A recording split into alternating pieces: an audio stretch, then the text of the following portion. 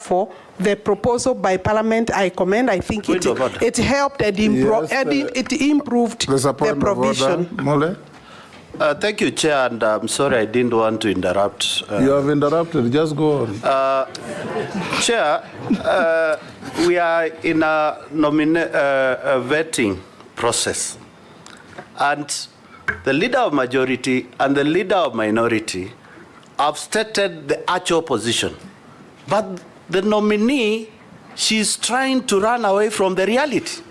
The reality is that the bill which came to the House exactly wanted to levy even the ancestral land in this country. And it came from the ministry. She was the CS. So instead of using too many words, please admit we move forward. Because at the end of the day, Kenyans could not accept your proposal, and it came from you. It did not come from the House of Parliament. Speaker. It did not come from Kenyans. It came from your office. Yes, sure. Yes, Alice. Speaker, I said that the proposal had indicated that the minister will designate areas where the levy will be. It was not blanket. Because it is not possible to collect. Point of order, it is not possible to collect levy in the entire country. Mr. Speaker, yes. That is true. But why do you want to subject a land that is in Bungoma or Migori for a minister who's sitting in Nairobi to designate whether it will be a freehold or a leasehold? Why do you want to do that? Just say it was wrong to do that, and now you are rectifying, you are agreeing with Parliament for that issue to become a city's issue. Just and we move on, Madam C. You are a former member of Parliament here. I think the clarity I have made, I have even given credit to Parliament, but I have said that it is Parliament that was going to give me permission to say where to levy the.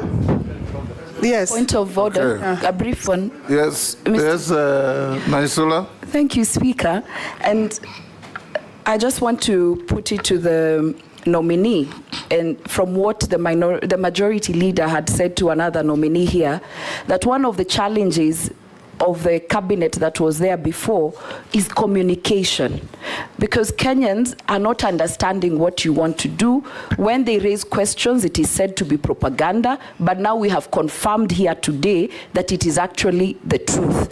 And so I think moving forward, if you're confirmed, and the last thing also is when there is public participation and Kenyans have an issue with a clause or with a matter in a bill, it should be discussed thoroughly and given the view of those because the bill could be good, everything else could be good, and we have one contentious issue. Could we exhaust it? Because I can assure you, after what happened in Parliament, these parliamentarians will not be a rubber stamp anymore to any issue that will be contentious, Madam Nominee. So that is all I wanted to do, so that we could make progress. Yeah, thank you. I would hate a Parliament that is a rubber stamp. It's of no use to anybody, even themselves.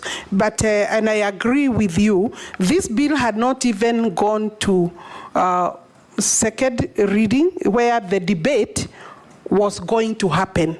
And during debate, the proposals for amendments would obviously, by the House, I think the subject was still... We'll make progress. Alice, what the members are telling you is that a bill came from your ministry with these contentious proposals to the House. When it was picked up and spread like wildfire, the ministry maintained a conspiracy of silence. Instead of coming up to say, it was our bill, we withdraw it so that you quell the fire, you said nothing. But that is, let's move on. Posing? Thank you, Speaker. I think there is need for better communication. Yes. I agree with you throughout the entire government, including my former ministry. Yes, even His Excellency the President has said, lamented, that one of the weaknesses in the government is poor communication. You're doing good things which nobody knows. And when you do bad ones, you don't own up. Questions on housing levy. Okay. Yes, Order, Speaker. Proceed thank to you, the Speaker. housing levy question. Order.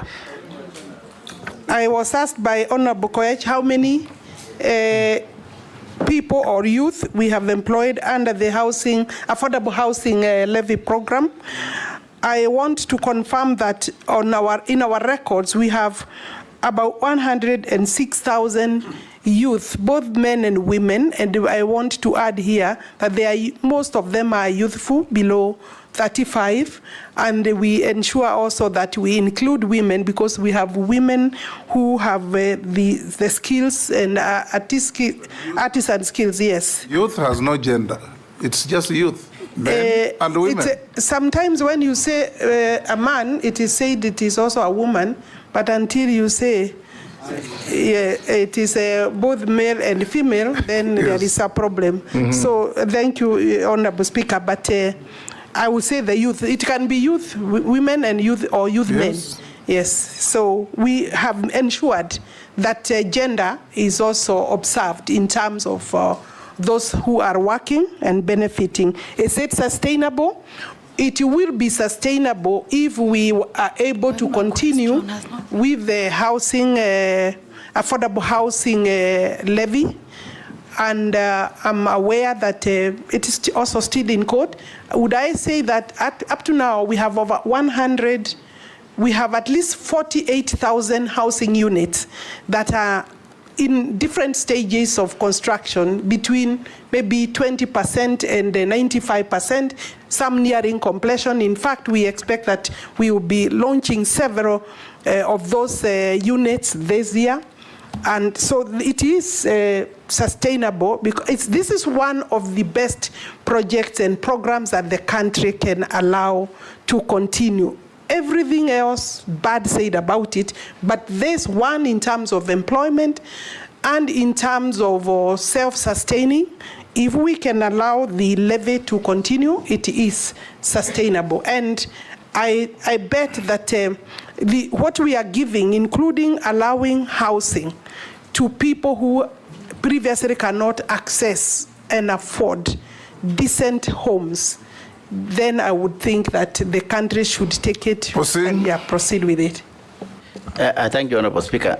And if we were to be direct to the question and answer, I would say we are almost spending 1 hour only for leadership of the House. We have not even had anything ourselves. So, Speaker, what's mine? Mine is this. Nominee, Honorable Alice Wahome. This issue of house levy or house tax, of course, was very controversial, and it is still controversial. However, because it is in place, it is mainly in urban. It's only in urban. And the people who are paying are in the villages. And most of us in Parliament, we represent village constituencies. About 80% of this country is village, or 70% for that matter. And even if, and you know, the government has run to talk about jobs, creation of jobs.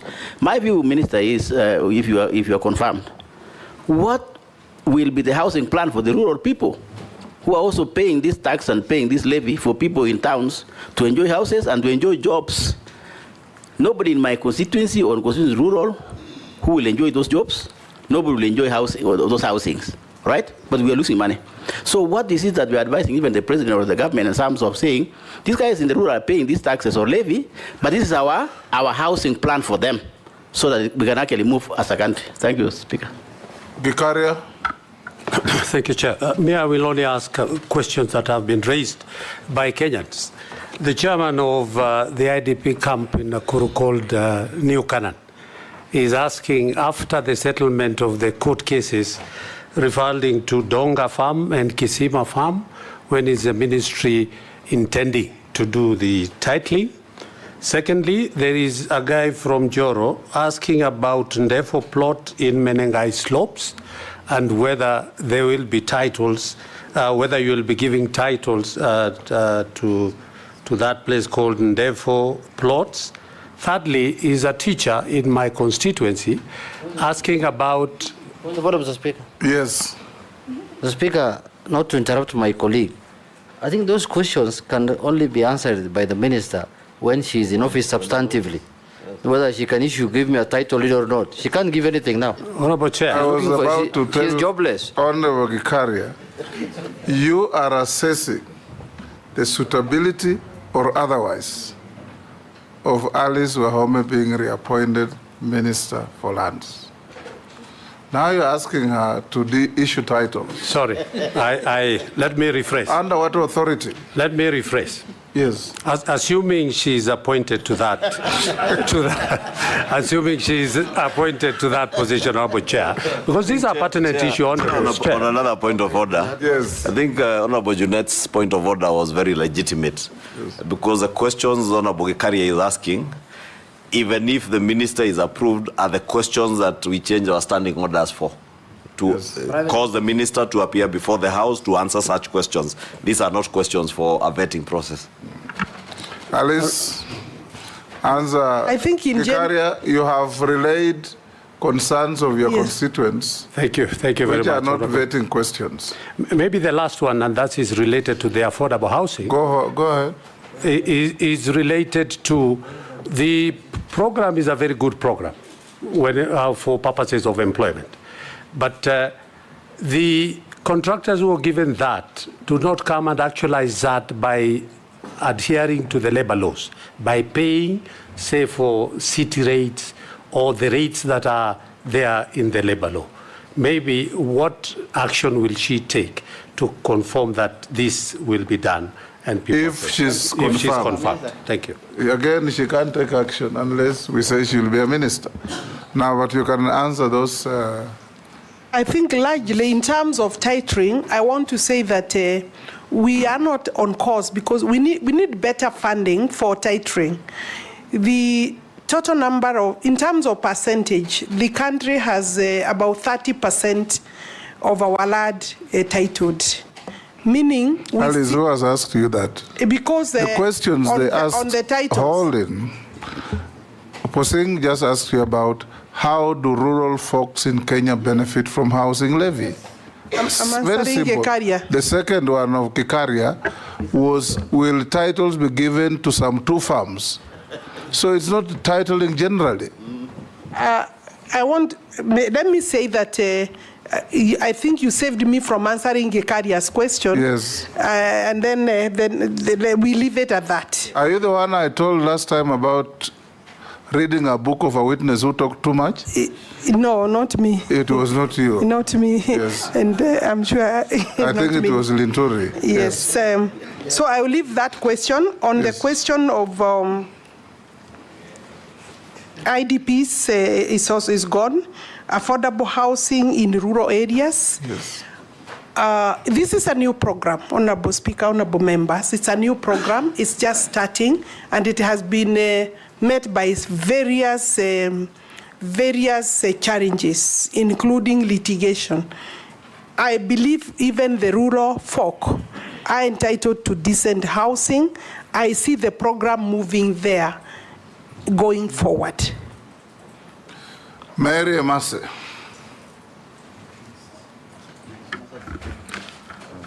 Thank you, Chairman.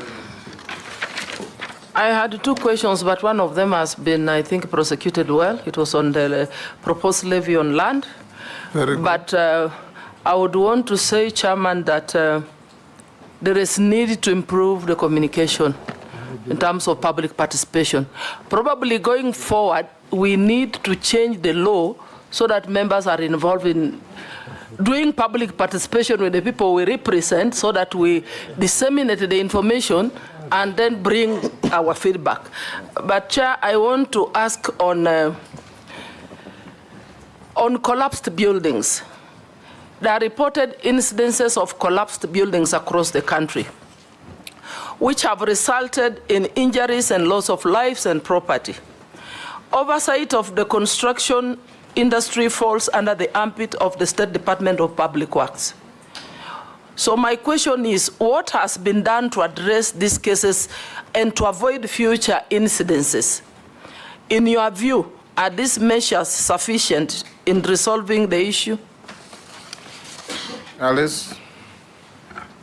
It is true the regulatory authority, that is NCA, has the mandate in terms of ensuring that only people who are qualified are contractors.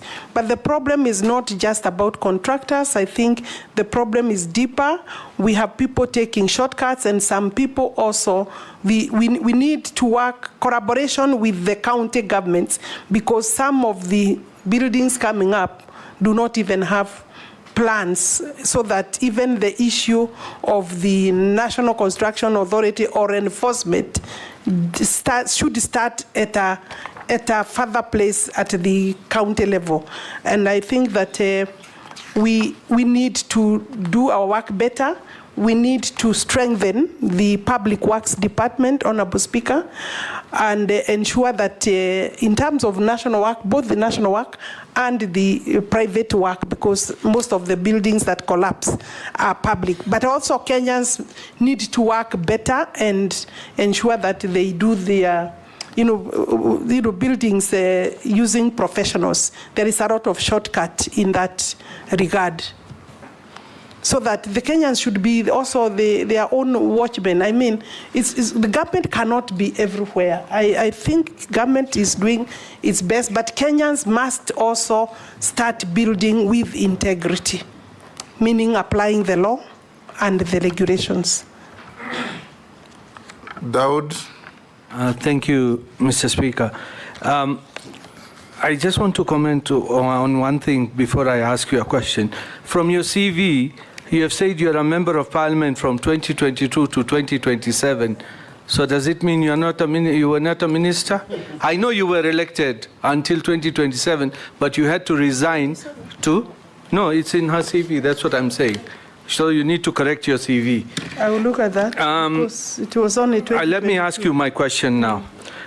Adjudication mistakes on land are normally sometimes done at the lands office, and it costs people to rectify those mistakes in acreage or size or whatever, about 18,000 shillings to rectify. And not just that, you have to pay, initially you had to pay 150 or 300 or 500. That charge has now gone to 3,000 shillings. And there was no public participation when you increased the charge from 300 to 3,000 shillings. Somebody has got 10 parcels of land under adjudication, has to pay 30,000. That's even before you factor in other costs. That is one question. The second question, what is your take on the Dungu Land Commission lands, which were cancelled, which there is a report regarding the same? The last one is regarding affordable housing. You have talked about it, and my colleagues have talked about it. And there were grand launches by His Excellency the President, who has nominated you to that ministry again. But unfortunately, those housing were just launched and they have not taken off. And like Honorable Aisuda has said, there are 24 billion in that account. So what is that money doing if it is not being used? And those lands are, those housing projects are just stationary. Thank you, Mr. Speaker. If you allow me another one, but I think. Ferdinand, take two.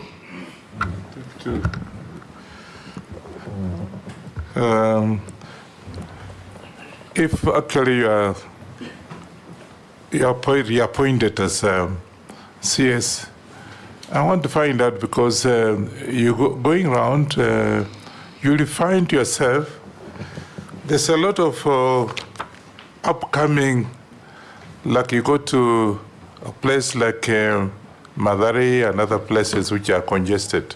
There's no plan at all so that you find people living in a very affordable way.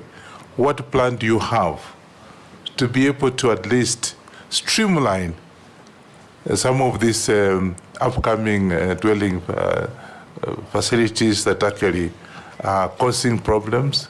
You'll find that even getting electricity in a place like that is not there. And somebody staying in a place in Mathare, and water is actually passing through her house. So what plan would you have for that kind of thing? Secondly, I come from Trans Nzoia. this affordable housing scheme, have you actually ignored Trans Nzoia? Or what is happening when it's supposed to be countrywide projects that's supposed to help people in areas that Trans Nzoia, where people actually also need those affordable housing? Alice? I have not picked, let me start with the Trans Nzoia. I haven't picked this specifically, but if we have no affordable housing program coming, I think I want to assure you that the first entry to the affordable housing program is the 290 constituencies. Every constituency is supposed to be a beneficiary when we roll out fully of a minimum of 210 housing units. So yes, we will be there. And of course, there with the available land, I won't say when, because it's a program that as soon as possible, maybe we don't even have land in your place, so you needed to work with the ministry to get land for that. And I'm not saying there isn't, because I don't have my document with me. I believe in Trans Nzoia County, we already have some affordable housing programs coming up. Where are you? Yeah. We do have. It's okay. We will be there, and I'm sure that it is every other wish of member to work with the ministry to ensure that they are there faster than maybe the event plan. Yeah. Then the slum upgrading. We have a very good slum upgrading program. It's the one working in, for example, in Kibera. We are in Mukuru. We will be going to Mathare, and therefore, what I can say is that the government needs support for the affordable housing program. The houses for the slum upgrading is even cheaper. Those houses are even cheaper than the social housing, and we have a lot of goodwill in terms of funding. Just yes. Hold there. We are now classified as a middle-income country, right? Generally. Kenya. Not generally. We are classified. Yes. We are not a HIPIC. We highly indebted poor country. We are not. Now, when you talk of slum upgrading, is your policy to eliminate slums or to upgrade slums? How do you upgrade a slum? That could be the terminology that we are using, but basically, you know, we are providing the necessary infrastructure, water, ensuring that the necessary facilities, including electricity, connectivity, and is available, and roads. And the program is well funded by the UN, the European Union, World Bank, and also AFD. So I think that the question is, why are we talking of slum upgrading instead of slum eradication? Maybe that is something we can think about and change the name. No, I think if I have understood her well, Speaker, she's saying they want to make slums habitable. That people can still live in slums, but they become a better place where they... That cannot be the direction of our country. It is not. It is not. It is basically, once we work, we eliminate the slum. So possibly we need to change the wording of that program, the title. I think, thank you, Mr. Speaker. Let's begin by saying maybe that concept of slum upgrading is not our concept. Yes. The financiers, you've talked about them. Yes. Those are the people who brought that terminology, because you build for me nice things up country and a slum upgrading, and it's a misnomer. Two questions. The first one is on housing levy. We are interested in this because we are told we have actually collected lots of money through those levies. And there was a report in the papers that the peers had actually invested the money on treasury bonds That sounded a little bit odd, but you may need to confirm whether indeed we do have that surplus, and that is the route we are taking, while at the same time, His Excellency the President has taken another route of saying, instead of just affordable housing for people to buy, we will now put up hostels in institutions, which I think is a very good program that would go side by side with the affordable housing. On land, again, if you are confirmed, we have experienced the president going around the country and interacting with the people. They come up to him to say, we do not have title deeds and we need those title deeds. And he makes generous promises that in 2-3 months, I'll be back here to give you the titles that you need. As the person responsible for policy, are there policies in place where you can actually carry out those premises without having to embarrass the head of state, so that those down there do not say he gave false promises, etc., etc. You're able to carry out to the letter when the promise is made, it's actually executed. Answer that, Alice. Dawood is protesting that you didn't answer his question. Yes. And then Dungu report. Go ahead. I asked 3 questions.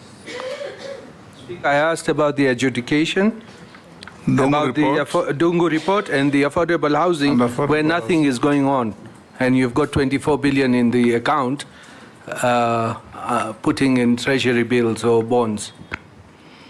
Yes, Minister. I could start by looking at the Dungu report is a very good document report, and I know that several of the properties that are within and picked by the Dungu report will clearly indicate the kind of cartel that I was talking about. I know I was asked to define what is a cartel. I think, in short, a cartel is a thief. It's a thief for land. The Dungu report is a lot of, I don't have the figures, but some of the land recovered has been recovered through the EACC, because we have institutions, some we have had to go to court through EACC, and it is work in progress. The report is still live. That's what I would say. Affordable housing, everybody wants affordable housing, but there is also recognition that there has been a lot of disruption on this particular program, both by cases and therefore implementation, and that's why we had some money not able to implement immediately, because when you have also cases going on, you need first to understand where you are. And it is not that there is surplus. We have also already procured for all that money you are talking about. What happened, Honorable Speaker, is that the last financial year, 2023-2024, we had a balance that was not utilized because payments had not been done to the tune of about 38 billion shillings. And it would be reckless to hold money into a general account without investing it, even if it's short term. So it's not that it's being invested because there is no work. We have 106,000 housing units. Right now, we are releasing the newly procured ones, over 55,000, and therefore, I want to confirm that that money is already taken up, plus, of course, unexpected, maybe annual income through the levy of about 63 billion shillings if the Kenya revenue does its work properly, and I think that is the amount we expect. So per year, about 63 to 65 billion shillings. So the 38 is part of the budget that we presented, and will all be spent in this year. So Dawu, I want to encourage you. I believe that I'm here to seek support also for my suitability, and when that happens, then if that happens, I think on my part I should say if that happens, then we should be looking at, Meru is a beneficiary of some of our affordable housing. We've come there with the president. So maybe we have not reached your constituency. No, Speaker, they have launched with His Excellency, put the stone. Your question but is that we have not moved started. even one way, and they've got the money in the account while she was the minister. That's why I'm not saying if she's confirmed. While she was the minister, it has not moved. Sometimes, Honorable Speaker, I appreciate the concern of the Honorable Member. Sometimes lack of takeoff is because of various things. Maybe documentation, perfection is not complete, logistical issues.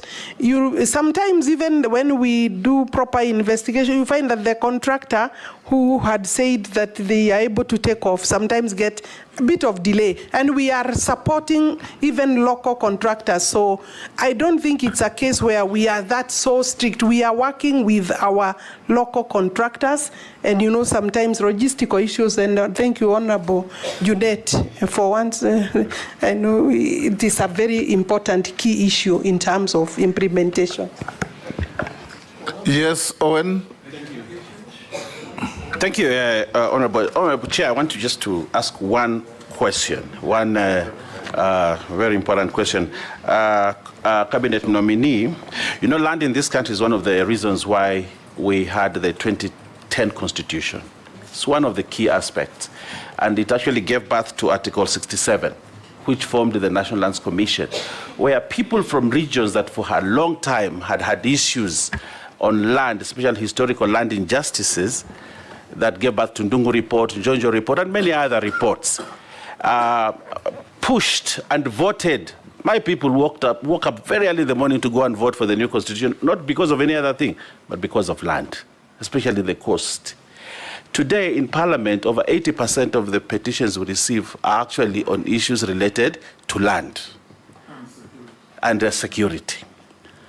Now, looking at it, it becomes, therefore, it requires leadership, strong leadership to actually finish these issues of land.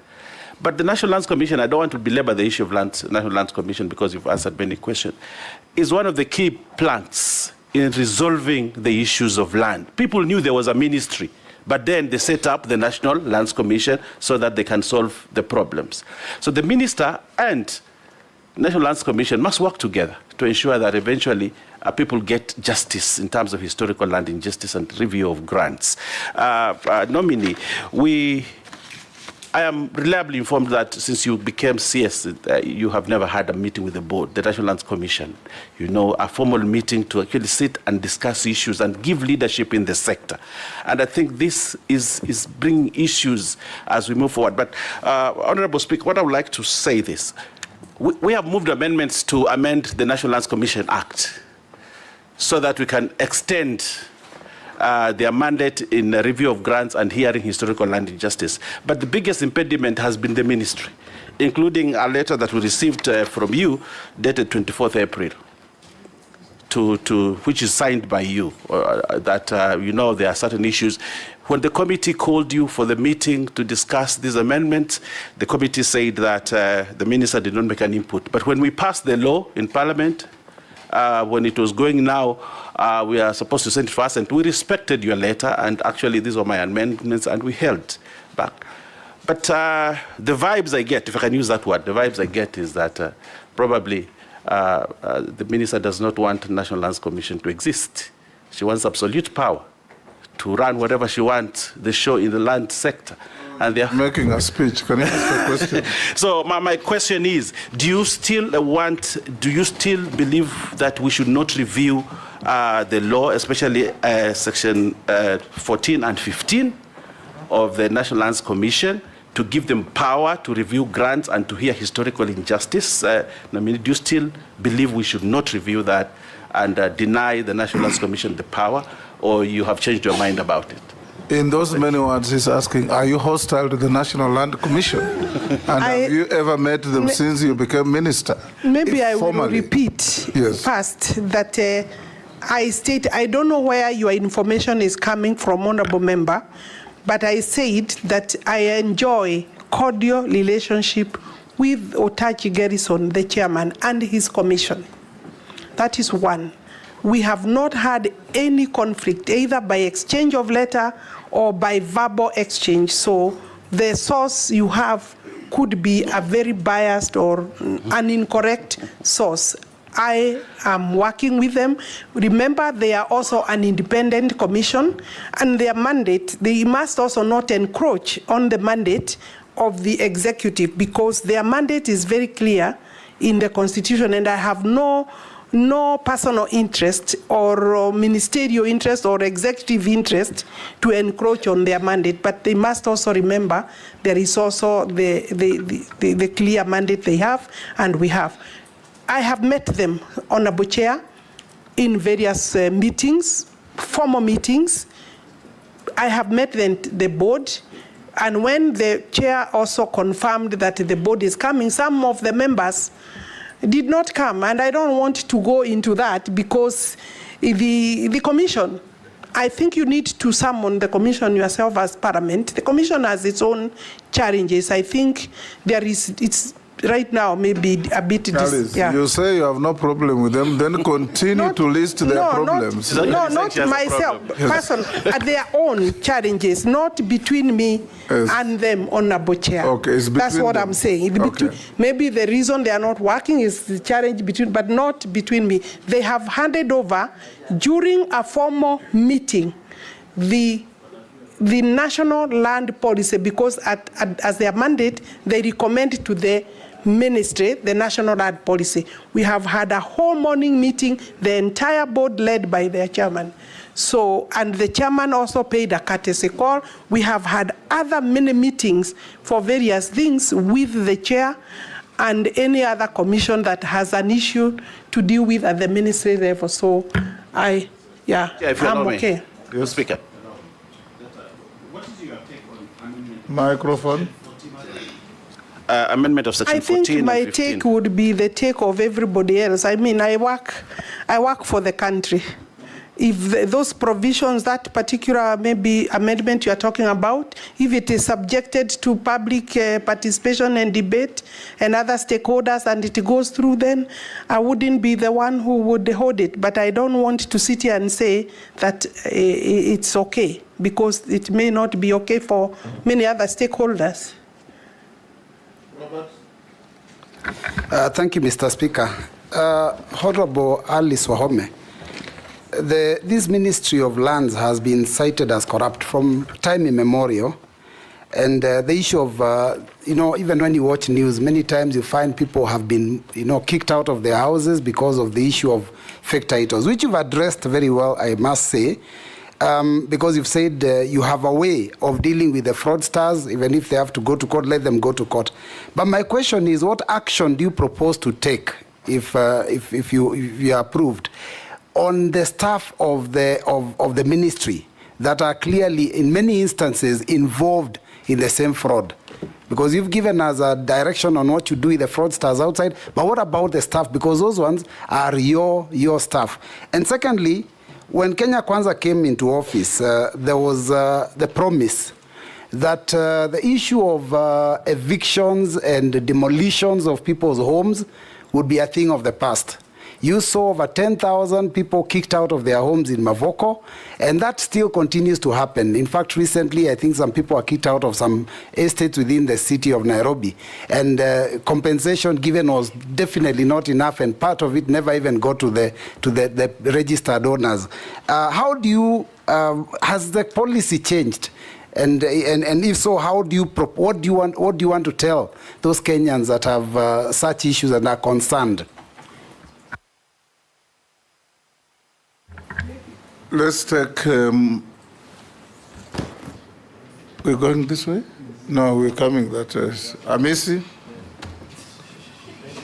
Speaker, for starting where I am. Speaker, I've been quietly listening to these proceedings. I may not be a happy person because I expected, we vetted the nominee before us 2 years or so ago, and she has served in various portfolios. I expected a progress report, sort of success stories from where we posted her. but I can just see a lot of verbosity on this and this. Land issue, land issue, Speaker, it affects even the public offices. If you look at the audit report of parastatus and the government agencies, 90% of the audit is just on land, either ownership, one entity taking another one to court, one parastato, and it consumes a humongous amount of money between legal fees and accounting fees and the surveying fees. So it is an area that you do not just talk about it in the passing. So I wanted to hear from the nominee. Yes, she has served there, she's going there back. I don't have your progress report so far, but the issue of parastatals and the government. You say she's going back before we decide? Yes, if she's approved. Yes. The issue of parastatals and the government agencies taking each other to court on land issues. Is there a policy statement that you can solve it once and for all so that we save this country a lot of money that is being used between lawyers and the legal firms in all the parastatals, virtually all of them, and the perennial historical land injustices? I come from Kitale, and I think you've been there. You've tried to come across the land issue of the Kitale prisons, and it is across the country. We are perennially in constant problems with our constituents and the grabbers and landowners and the government entities perennially. Can it stop once for all? Can we have a progress report from your ministry going forward? Answer the question by Robert and Missy.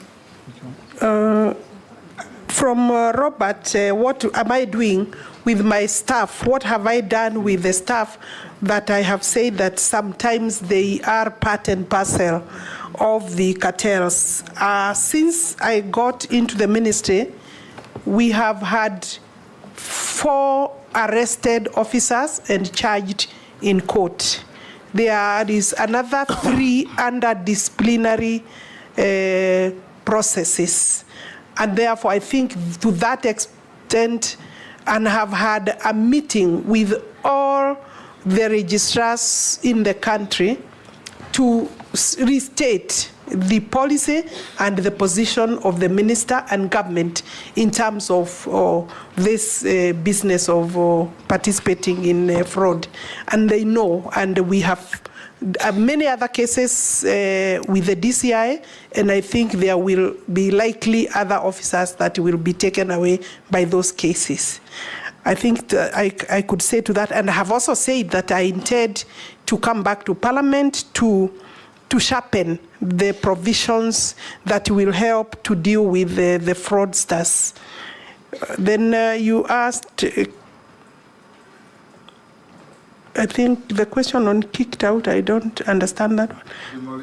Demolitions of people who, Mathare and elsewhere during the rain season. I think half of those people had already suffered a big blow for being within the riparian and the watercourse area.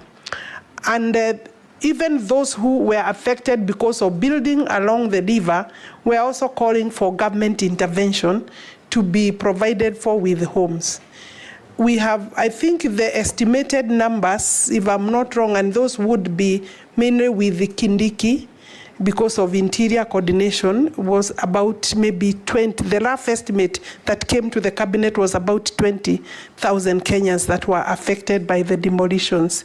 I think demolitions are right now not going on, but it was so that they are removed from already insecure space along the river, where in any event they were being devastated by the floods, because we experienced out of the normal, maybe beyond the normal of the floods or rainfall.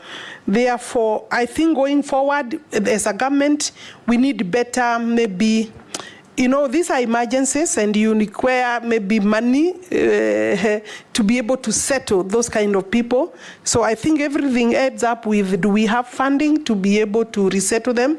They were given 10,000 and some, I'm told some, I think there is information that some may not have received, which is still not sufficient, but it was a gesture for people who also, Kenyans must stop also building along the rivers. I don't know, I know and I understand and I believe that these Kenyans don't have maybe better places, but remember some of the people utilizing, some of those people are not the owners of the structures. The structures could be owned by people living elsewhere. I mean, on government parastatal, I think land moving from one maybe person to another, parastatal fighting each other and cases in court. I have already proposed to the executive that we circulate, before I left office, that I think in June I proposed that all the departments, all the ministries forward to the ministry the list of their properties so that we can now start cracking holistically so that we have a one government approach in terms of recovery.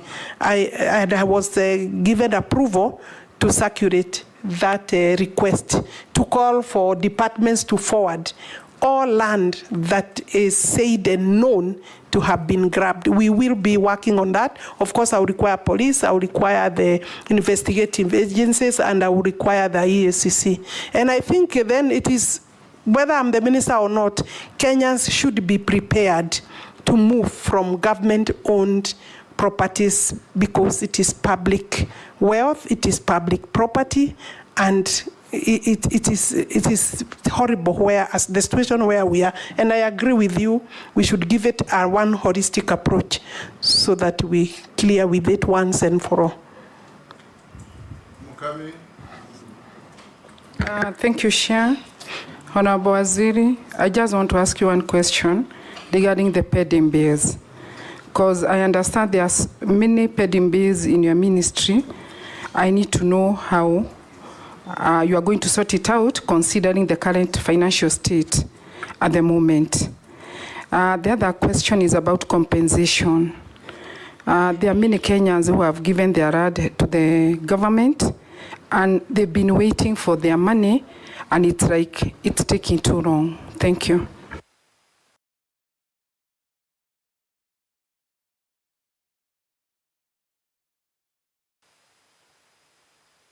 Ms. Shimbogo. Asante sana mwenyekiti, nitauliza maswala mawili, swala la kwanza kwa lugha ya Kiswahili na swala la pili kwa lugha ya Kiingereza. Swala langu la kwanza, Mheshimiwa Wahome ambaye umekuwa waziri katika hii wizara kwa muda mfupi, ningependa kujua mikakati ambayo utaweka katika wizara yako na kupitia serikali kuu ya Kenya Kwanza ya kuhakikisha ya kwamba Wakenya wengi ambao wamejenga kwa miaka nenda miaka rudi katika zile ardhi ambazo zilikuwa zinaitwa GL ama government land, na zile ardhi ambazo kuna absentee landlord, yani wale wamiliki hawajulikani na hawako, na pia wale ambao wamejenga katika ardhi za wale wamiliki ambao walipatiwa ile tunaita grants ama zabuni, rubuni, na watu kama hao hawajafika katika sehemu hizo na wala hawajulikani, kwa sababu kihistoria wakati wa nyuma kulikuwa na siasa zile ambazo mtawala akiingia anaweza kupatia marafiki grant ya mashamba katika sehemu tofauti tofauti, na jambo hili limefanyika sana katika sehemu ya Bonde la Ufa na sehemu ya Pwani. So ni mikakati gani ambayo serikali kupitia wizara yako itafanya ndio tatizo hili la mashamba liwe historia, isiwe kila wakati wa siasa, wakati wa kampeni Wakenya bado wanauliza maswali yale kwa yale? Na niweze pia kuweza kukubaliana na Mheshimiwa Owen wakati aliposema ya kwamba kuna tashwishi ya kwamba huenda pengine wewe, na hiyo ni hisia yangu, ukirudi katika wizara hino utaweza kuendelea kuhujumu tume ya ardhi, kwa sababu wakati mmoja ulikataa kuongeza muda wa kushughulikia mambo ya historia za mashamba, na tatizo hili ni tatizo nyeti katika bonde la Ufa, katika pwani na Kenya kwa jumla. Kwa hivyo hivi sasa umesema ya kwamba mambo yatakuwa tofauti. Tunataka tuone ya kuwa tofauti, kwa sababu tatizo hili bado liko. Hatujaona ya kwamba kama tumefaidika katika mambo ya dhulma za kihistoria za mashamba. Swali langu la Kiingereza, what specific timeline? The Kiswahili version was just a speech. Now ask the question. Mwenyekiti, hilo ni swali na nafikiri Mheshimiwa Wahome ameelewa hilo swali nilivyoliuliza. My second question, Honorable Chairman, what specific timeline did you establish when you are the Cabinet Secretary for the Ministry of Land for the completion of digitization of land records across all the counties? How many counties right now they have those digitized land records? What is your roadmap?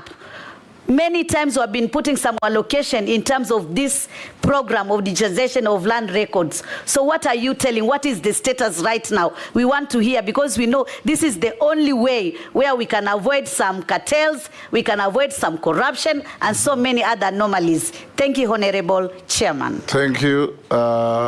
Sharia, we can take Sharia as well.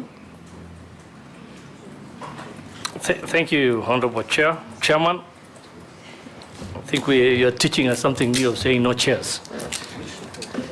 And Mheshimiwa Wahome, significant parts of the country are formerly trust lands and fall under the Community Lands Act. It's public knowledge that the community land legal regime remains not fully operationalized, and if granted, has not been regime not fully operationalized. If confirmed, what possible solutions do you propose? I thank you, Honorable Chair. Can you answer those, Alice?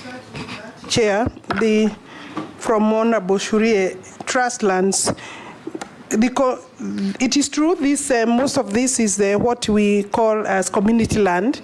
We have the Community Land Act 2016, and the Community Land Act is operational. We are registering community lands everywhere in the country, but it is a slow process because the communities, the members of those communities must sit and agree, prepare inventory, and it's not an easy process, because also we have seen that leadership sometimes within the communities is infiltrated by politics, but the preparation of the inventories is quite a tedious task, because every member is supposed to agree and sign, and then have that inventory forwarded by the office of the governor under the law, so that then you can start the process of registering. But we are on course in terms of various counties, and I believe we need the support, in fact, of elected leadership to expedite those processes as a government. Then Mheshimiwa Mishi is asking, I believe what she's asking me is a policy issue, and in terms of absentee landlord and people who have moved and become squatters on people's lands. We are in the process, Mr. Speaker, of finalizing the national land policy. It is a matter that should squarely be captured there, so that as a country we agree what to do. But also we must not encourage, there is a lot of criminality in some of the people in terms of moving to people's land and becoming professional squatters. Those must be discouraged, but there are also genuine squatters that the country and the government need to work with and work on, that require sometimes the government to raise budget to purchase those parcels where the squatters are, and then do a land settlement in terms of the squatters. So the program in terms of land settlement is ongoing, is a program of the government. We need more funding for that. The government needs more funding to deal with that, Honorable Mishi. But I agree with you, there is a lot of this problem in terms of absentee landlord. Let's have policy, and the policy will be brought to Parliament, and the input of Parliament would be very critical in terms of handling those. Then I think extension. Honorable Bayer, you accuse me of maybe being the person rejecting. I hope, Honorable Member, you haven't been given the wrong card in respect of my activities in terms. This particular, the Commission has not come to me officially or formally to say they want to extend. And in any case, the term of the Commission in terms of historical land injustices was limited by the statute, not by the minister. Opening that would require an amendment, but also we must, and I, as a minister who has served, we must caution the country that we cannot have historical injustices for land perpetually. We need to be very careful, and also if we open, we must limit that to a certain period, because we are talking about historical, not current. Any other current injustices can be done within our courts of law. We talk about historical, and that's why there was a time limit. Sorry, Honorable Speaker, I think there was a question on Ardhi, the digitization.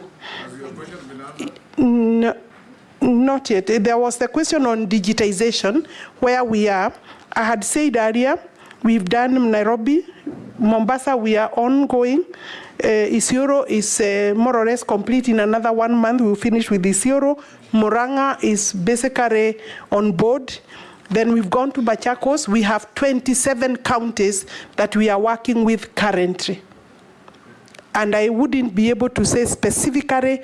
I had estimated that to do the entire work, we may require another 5 years if funding is properly availed. And I have had talked about between 35 billion to 40 billion Kenya shillings to do the entire exercise.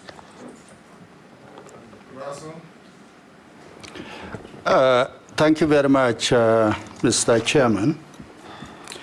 Honorable Alice, land is a factor of production. And where I come from, land actually is a major source of conflict.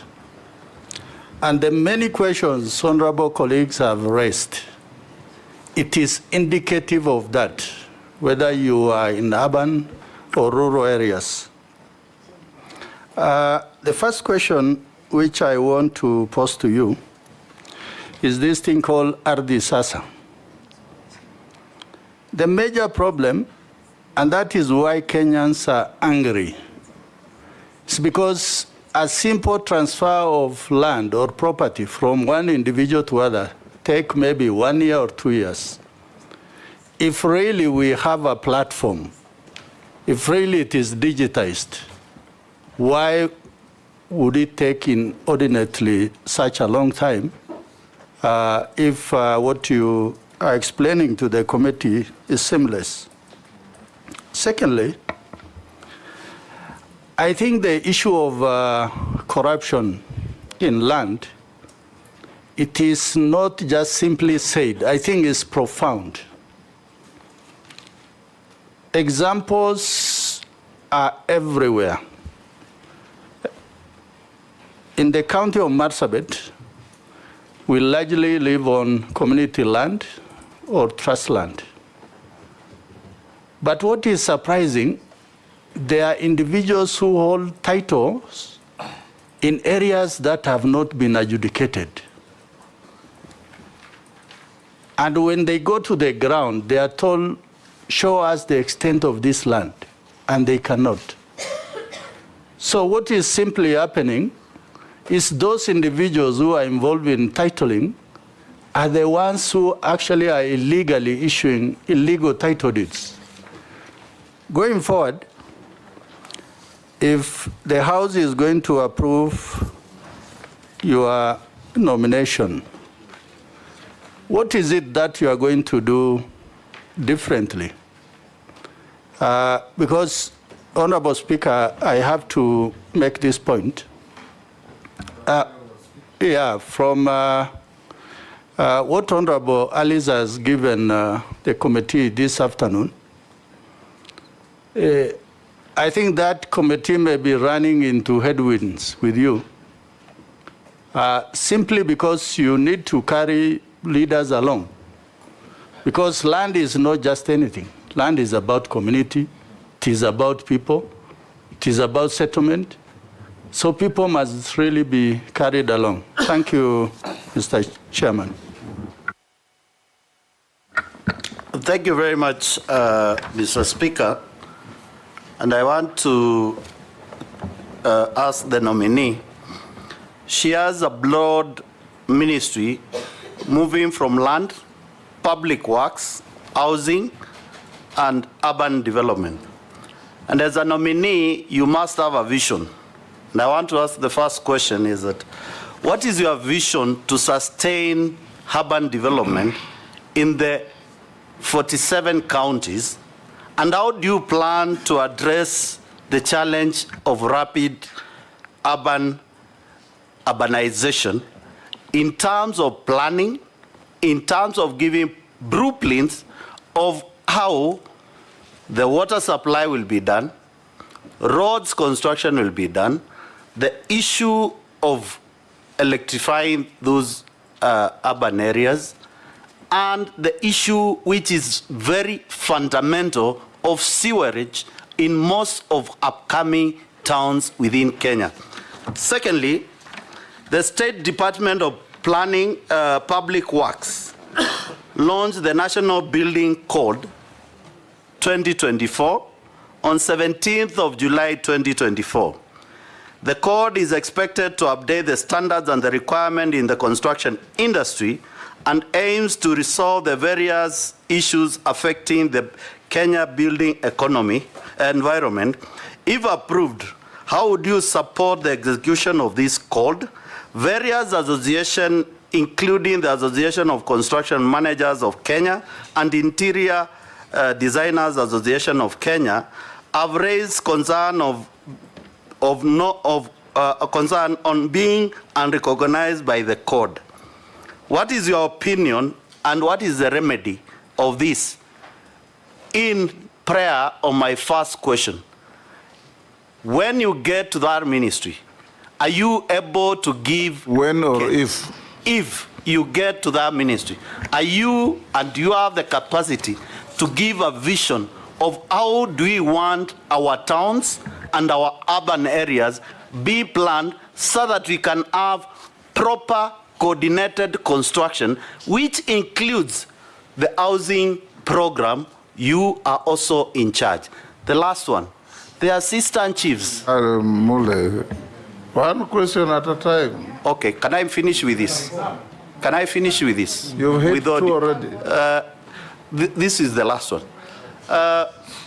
As the Minister for Housing, and you are in charge of this ministry, and to implement the housing program, what do you visualize on how the common man at the village, the assistant chief, the chief who is paying the housing levy to benefit from the housing program in this country? That question has been asked 4 times. Yes. Yeah. Yes, but I think it is important to Mule. Maybe I can start with it and say that I had said that I see this program of affordable housing is a new one. Stages and is spreading. And I see it going forward. I see it going to the rural areas as well. But for now, we are within urban centers. For obvious reasons, infrastructure, facilities. The next question. Yeah. Mukami had asked me about pending bills, Honorable Speaker. The pending bills, we have about 18 billion legacy or pending bills. Some of them from cases that are filed against the ministry. And these are being considered as part of the national pending bills from other ministries where a decision must be made so that we agree as a country how we deal with all the pending bills, including verification processes. That is a process being undertaken with the leadership of the National Treasury and the Executive. So we will have decisions made together. Compensation, I don't understand which compensation, because compensation in terms of compulsory acquisition is done by the National Land Commission, and basically that is not within my mandate. Any other compensation, maybe by judgments, those are pending cases or pending bills. I believe I could start with the question of Ardhi Sasa had been answered, but I am saying that this really, I'm thinking that we should get commendation, because it's now real time possible to access your records and get information regarding your land records, especially when somebody else other than you want to access your records. You are the one to approve. I think the challenge for me is how to move faster to the other maybe not now for me, for the ministry, for me if I'm approved, but for the ministry, the challenge is how to expedite. And I had said that with the necessary funding, it is possible to expedite. There is an issue you raised regarding titles in Marsabit or even elsewhere. Let me also warn the members, just alert the members and the public that it is not all titles that are out there that are actually valid titles or are titles. They could just be papers with no worth of a title deed. There are many, some are just made at Liver Road, like some of the cases the Honorable Majority Leader was raising are title papers. When you look at them, they look like they are genuine, but they are made from River Road and they cannot transfer proprietary rights to any property. So I don't know what you are referring to in Marsabit. I think it would be important for me to have the records so that I'll be able to know what you are dealing with or referring to, or the ministry to be able to be brought to their attention so that they can maybe stop whatever could be happening. And I agree it is profound, and the land issue is obviously very emotive. So therefore, community land, be part of the community land processes so that you can help to expedite the community to have their land put in a title, because it's private land. Community land is considered as private land for that community. The rights are the same, so they would need to come back together quickly so that there is no land left without title. I think security would be secured by that. Individuals involving in titling from my ministry, I had agreed, and I also said we have a few we are processing in court. My vision is the vision of the ministry. The minister doesn't have a vision personally, but the ministry has a vision in terms of urban development. And in terms of urban development, we have the Urban Areas and Cities Act. And that is specifically addressing the problem of rapid growth of population vis-a-vis facilities available in our small towns.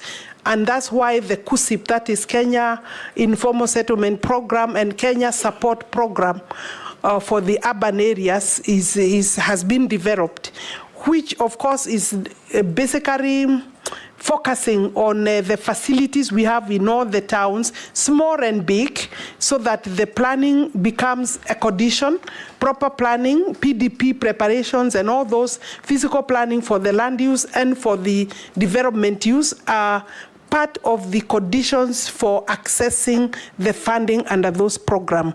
So in my view, if you ask me what is the vision, those programs are for between, they are 5 years program, but looking forward, we need very elaborate cooperation between the county governments, because you know they are the ones in charge of the planning at the county level, including survey work, so that then it is possible to have properly planned towns now before they become fully congested.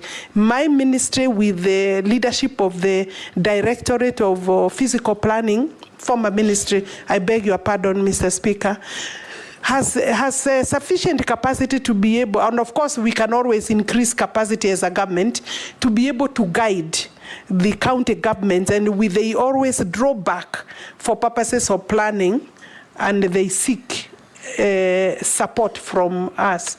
And of course we have the Physical Planning Act that requires also to be maybe reviewed to capture some of the issues that you are raising. So my vision is to see well-planned towns that have all necessary facilities of a big town, but even better planned than our big towns like Nairobi. You cannot say that it is properly planned, but we can now have better planned towns. As they grow bigger, then they have the street lighting, water, sanitation, and every other, and of course including titling.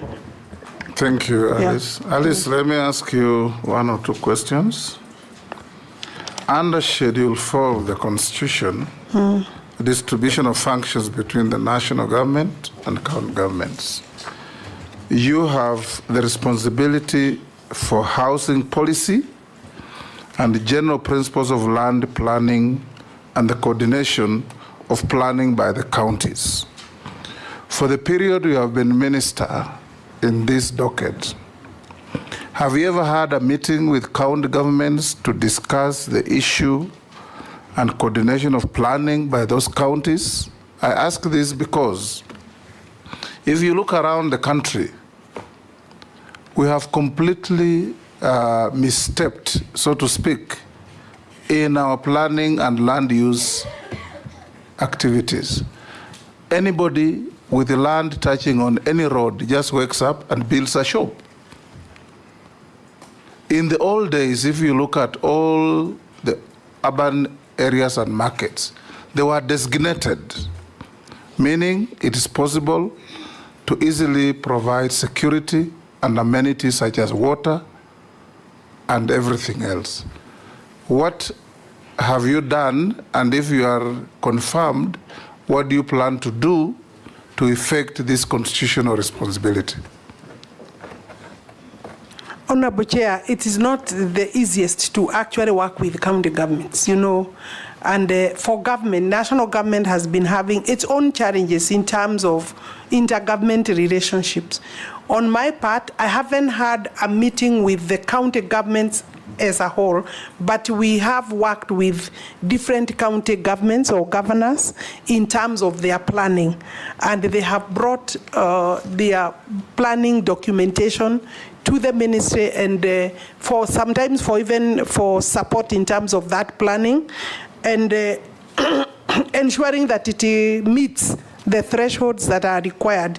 I think going forward, I would say that it is necessary that I meet the county government in terms of the institution itself, the COG, so that we can agree. But they also think that the national government is encroaching a lot on their mandate, and they refer a lot to Schedule 4. And I do agree that quality standards, regulation, and of course capacity building is some of the things we are doing under the Kenya Urban Support Program.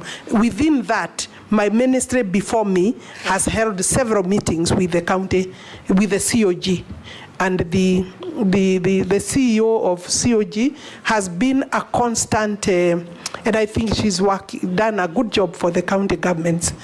Yeah, has worked well with my ministry. Some Kenyans sending messages to us. Yes. Why did she take sides with the Kirima's land dispute when she came into office? I didn't take side with the Kirima land. I took side with the owner of the land. It could have been any other person. And when I pronounce myself as to ownership, sometimes it helps in terms of dispute resolution, and that is what it is. My task is to say who is the owner, and I said that it's a long dispute, and at that time there was no outstanding court case. Another Kenyan says the nominee has declined to answer a question from Dawood on how fees was increased from 300 to 3,000 without public participation. Another one says implementation, this is actually a member of parliament called Andon Olwoch, that you've ignored implementation of decisions of the House of Parliament on matters that have been brought to your attention following decisions in the House. Another person called McDonald Walbengo says, why has the ministry not processed titles to public institutions and schools? Because my grandfather donated land to a school, and to date we are unable to get our own title and give the school the title on the land we donated. That's a very good Kenyan. Other Kenyans would go to grab the land back. Another one says, who are these cartels with government documents that the minister is talking about? Another one says, rich people are buying land from less fortunate people, transferring the land and refusing to pay. What is the minister doing about that?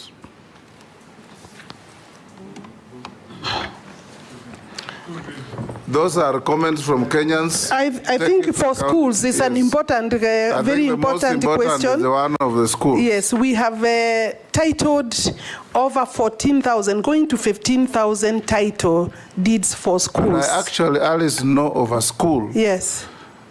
That was given land by a generous person, and his grandchildren over 50 years later came because the school had no title, took away the land, and kicked out the school. Yeah, I think previously the institutions did not just schools, actually most government institutions, and maybe that is one of the tasks that we should achieve, do not have titles for those properties. And the titles are supposed to be produced and held. If you are confirmed, can you have a Marshall Plan to issue title deeds to all public institutions within a year? Those without issues, it is possible. Yes, as you emphasize on that public institutions, I want to add, including KICC. Yeah, thank you, Speaker. You know what I mean? Yeah. Including KICC. Honorable Speaker, I know that. Go on. Sorry. You know that and go on. She knows. Thank you, Speaker. Honorable Speaker, let me clarify on schools. We have over close to 15,000 schools that we have under our program. There is a program for titling of school titles, you know, and we have covered close to 15,000. The total is about 31,000. So I think we are on course. Possibly we need to expedite in terms of that. A few have disputes about 1,500, but the balance we are working on, a balance of another maybe 14,000. Ruoch says, I have ignored the House of Parliament. I am not aware of any area that I have ignored. Maybe it has not been brought to my attention. And should I be approved, I would want to engage him personally or get him to. Yeah, I know him. I don't know what he's referring to. The fees that the member of the public, and it's important, is there was elaborate public participation. The fees of 300 shillings, 500 were fees that were for 1980. Prescribed, you know, when the act was actually, basically it's over 20, 30 years. And so we reached a point where we reviewed, and there was elaborate, and there is records of public participation. And I would also seek that Kenyans agree to support, because it's their government. Yeah. Alice, you are so wordy. If there was public participation, just say so. You know, Kenyans out there have said I haven't answered. Yes. Yeah, so I want them to understand, you know. Yeah. Lastly, Alice,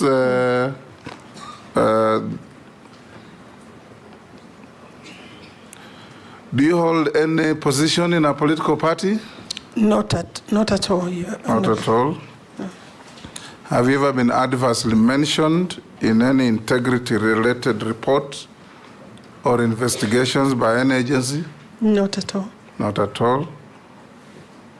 Do you hold citizenship of any other country apart from Kenya? No, only Kenya.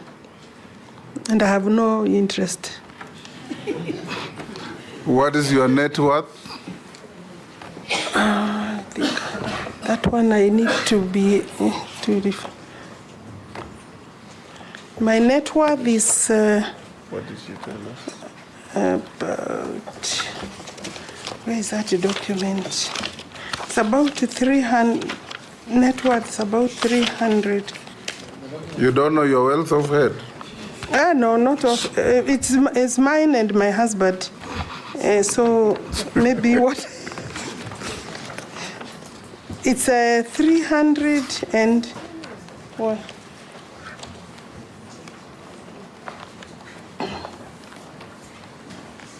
$327,650,000. How much were you worth when we last vetted you? I was worth slightly less. When you vetted me, Mr. Speaker, last time, I was worth 218,400,000. You have had some nominal growth. Kidogo. Some. You've grown by 100 million. I have grown in those 2 years. Yes. Yes. I was just a few adjustments. It is the properties that have increased in terms of appreciation in value. And then there was one tenant that was not paying my family rent, and they paid about 14 million, about sometimes in March. So did you use your office to get them to pay? My office of MP, of minister? Yes. No, I don't. No, I don't. I am not the one who corrects the rent. Thank you, Alice. Yes. Thank you. Thank you, Honorable Speaker. We have checked your documents and we find them to be correct, except you can tell us there were 9 memoranda against in response to you. Did you respond to them in writing? The clerk. And I would ask that the committee adopts my response. Thank you. Yeah. Unless you are lawfully held. Yeah, thank you very much. You are released to go. I'm free to go. Yeah. Thank you. It's a relief, Honorable Speaker. It's a relief? It's a relief. You know, I am jobless and I need the job. This is since 1985. This is one unique time when I am jobless. So, and I do appreciate the opportunity to be before the committee. Thank you very much. Thank you, Alice. Thank you.